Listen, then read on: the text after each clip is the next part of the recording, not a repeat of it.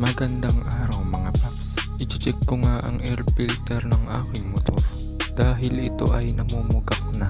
6K odo na pala siya mga guys. Nung huli ko nga itong napalitan 16K odo, nag-throttle body cleaning pa ako nun.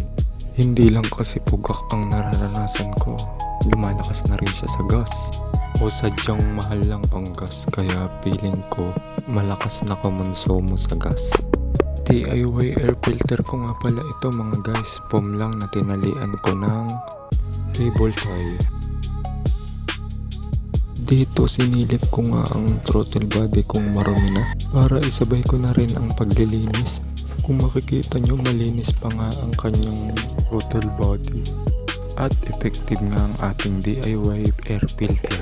Siguro 30K odo para linisan ko ulit ang throttle body nyo. Yo guys, ito pala yung DIY ko na air filter ni Flash. Tapos ito yung nabibili sa Shopee, yung replacement ng RS, kamukhang kamukha na. Problema dito,